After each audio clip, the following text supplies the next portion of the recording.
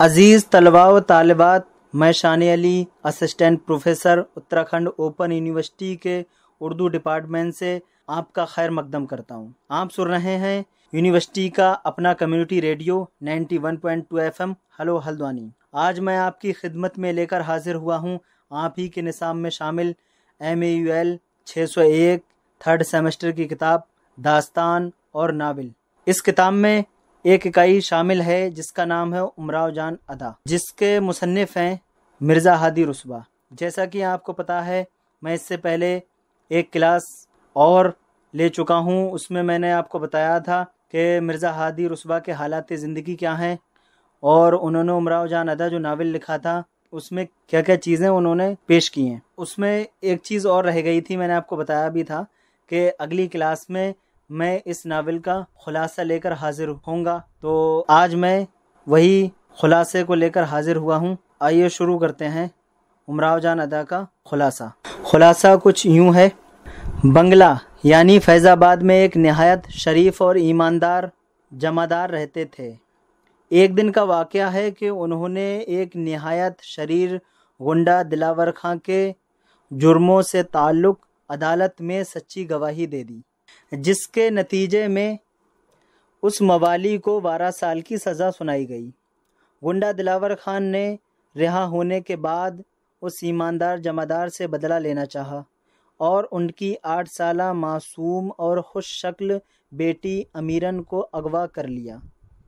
دلاور خان بدلے میں امیرن کے قتل کا ارادہ رکھتا تھا، لیکن اپنے دوست پیر بخش کے مشورے سے امیرن کو لکھنؤ لے جا کر ایک نائکہ خانم جان سے 125 روپے میں بیچ دیتا ہے۔ خانم نے امیرن جیسی بھولی بھالی لڑکی کو رقص و موسیقی کی تعلیم دے کر اور آداب محفل سکھا کر دل ربائی اور فن عشوہ گری میں طاق کر دیا۔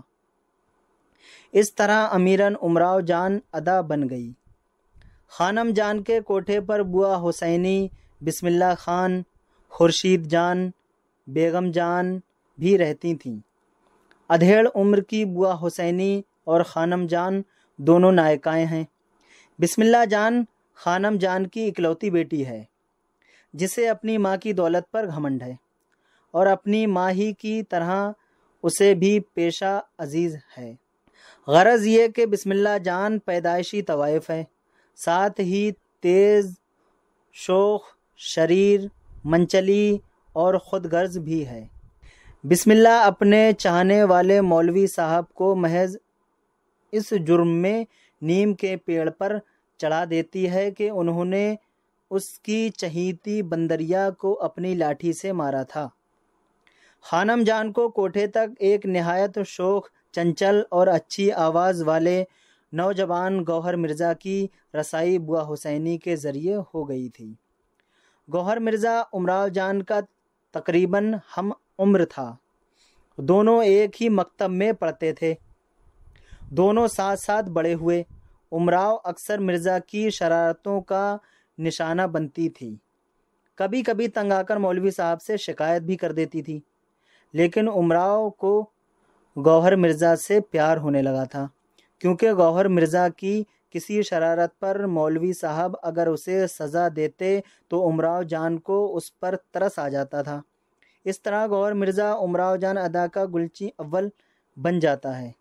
اس کوٹھے پر آنے والے جتنے تھے سب بگڑے ہوئے اور زوال آمادہ معاشرے کے نواب اور رئیس زادے تھے۔ گوہر مرزا کے بعد امراؤ جان نواب سلطان مرزا کو چاہنے لگتی تھی۔ گوہر مرزا کے بعد امراؤ جان نواب سلطان مرزا کو چاہنے لگی تھی، مگر وہ رامدئی کے ہو کر رہ گئے تھے، وہ بھی امراؤ جان کے نہ ہوئے۔ پھر امراؤ جان ادا ڈاکو فیض علی یعنی فیضو کے رابطے میں آتی ہے اور فیضو اس سے بے پناہ محبت کرنے لگتا ہے اور امراؤ جان کو کوٹھے سے لے اڑتا ہے۔ راستے میں فیضو اور اس کے ساتھیوں کو راجہ دھیان سنگھ کے آدمی گھیر لیتے ہیں، جس کی وجہ سے فیضو کو امراؤ کو چھوڑ کر بھاگنا پڑتا ہے۔ ان لوگوں کے فرار ہونے کے بعد امراؤ جان کانپور پہنچ جاتی ہے، جہاں اس کی ملاقات رامدئی سے ہوتی ہے، جو اب نواب سلطان کی بیگم بن چکی ہوتی ہے، حالانکہ کسی زمانے میں وہ بھی اغوا کر کے امراؤ کی طرح لائی گئی تھی۔ امراؤ رامدئی کے حالات زندگی سن کر رشک کرنے لگتی ہے۔ پھر خانم جان کے لوگ یعنی بوا حسینی اور گوہر مرزا کانپور پہنچ کر واپس امراؤ جان ادا کو لکھنؤ لے آتے ہیں۔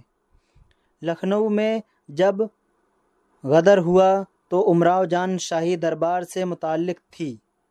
نواب برجیش قدر کی 11ویں سالگرہ میں شریک تھی۔ انگریزوں نے جب انقلابیوں کو تتر بتر کر دیا تو امراؤ جان ادا بھی لکھنؤ چھوڑ کر فیض آباد چلی گئی۔ فیض آباد میں امراؤ جان ادا نے بہت شہرت پائی تھی، یہاں تک کہ ایک دن امراؤ خود اپنے گھر مجرے کے لیے بلائی گئی۔ امراؤ کی ماں نے دیکھ کر اسے پہچان لیا اور پھر دونوں ایک دوسرے سے لپٹ کر خوب روئیں، لیکن امراؤ کا بھائی غصے میں آ کر تلوار نکال کر قتل کرنے کے لیے دوڑتا ہے، مگر اصل واقعہ جاننے کے بعد چھوڑ کر چلا جاتا ہے۔ امراؤ جان پھر لکھنؤ چلی آئی۔ اس بار یہاں لکھنؤ کا ایک نواب محمد محمود علی نے یہ دعویٰ کیا کہ امراؤ جان ادا اس کی بیوی ہے۔ اکبر علی خان کی وجہ سے امراؤ جان ادا کو محمود علی سے نجات ملی اور پھر 3 سال امراؤ اکبر علی خان کے گھر رہی۔ اکبر علی خان کے گھر سے نکل کر امراؤ نے اپنے طور پر کاروبار شروع کیا۔ ایک دن درگاہ میں امراؤ کی ملاقات رامدئی سے ہوئی اور یہ راز کھلا کہ رامدئی اسی نواب سلطان کی بیوی ہے جس سے امراؤ کسی زمانے میں بے پناہ محبت کیا کرتی تھی۔ ایک دن امراؤ اپنے کچھ دوستوں کے ساتھ بخشی کے تالاب پر سیر کرنے گئی۔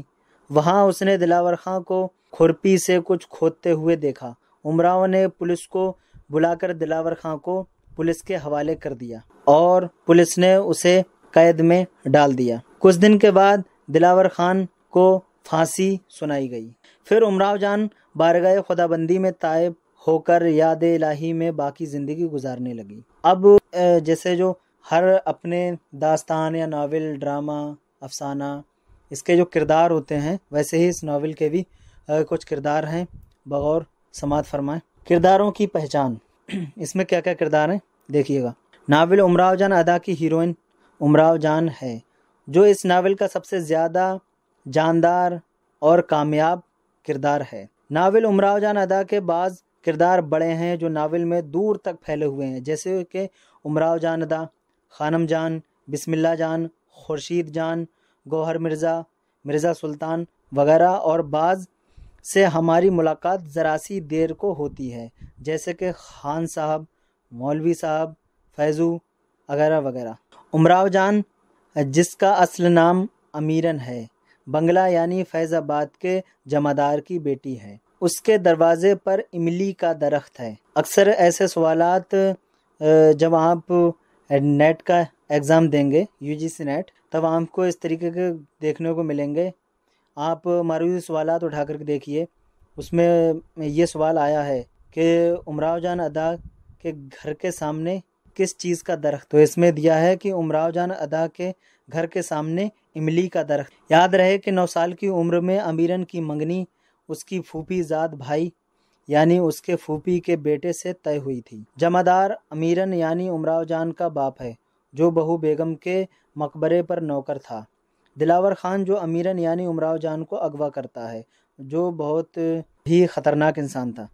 پیر بخش جو دلاور خان کا دوست ہے، وہ 50 روپے امراؤ کے بیچے ہوئے پیسے میں لیتا ہے۔ خانم جان ایک نائکا ہے، اسی نے امیرن کو 125 روپے میں خریدا تھا اور خرید کر طوائف بنایا تھا اور اس کا نام بدل کر امراؤ رکھا تھا۔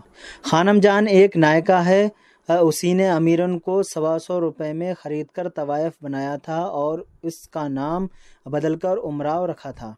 بوا حسینی ادھیڑ عمر کی نائکا ہے، جو امراؤ کے لیے ممتا کا جذبہ رکھتی ہے اور امراؤ کی پرورش کرتی ہے۔ علی بخش بوا حسینی کا بھائی ہے۔ بسم اللہ جان خانم جان کی اکلوتی بیٹی ہے، جو مولوی صاحب کو نیم کے پیڑ پر چڑھاتی ہے۔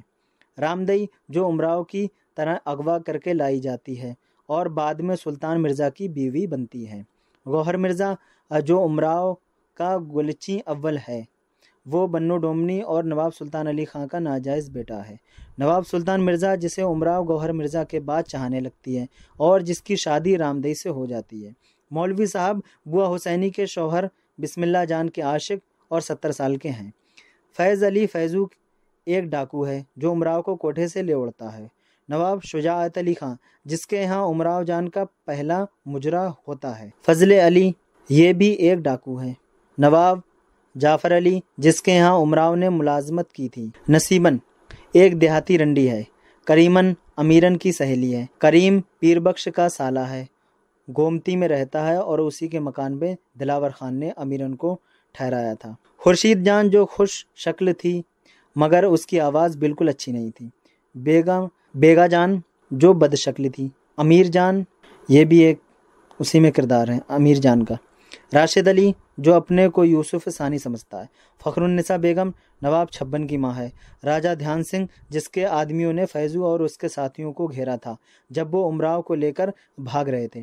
میر اولاد علی ایک غریب انسان ہے جس سے خانم جان عشق کرتی ہے اور اس کا خرچ برداشت کرتی ہے۔ دیگر کردار نواب محمود علی خان، اکبر علی خان، منشی احمد حسین، مظہر الحق، شمشیر خان، مرزا علی رضا، دلبر حسین، پیارے لال، مخدوم بخش۔ تو عزیز طلباء و طالبات، یہ تھا امراؤ جان ادا کا خلاصہ۔ امید کرتا ہوں کہ آپ اس سے استفادہ کریں گے۔ اس طریقے سے اگر کوئی کوشچن آتا ہے آپ کے پیپر میں تو آپ اس طریقے سے اس کا خلاصہ لکھ سکتے ہیں۔ اب مجھے دیجیے اجازت۔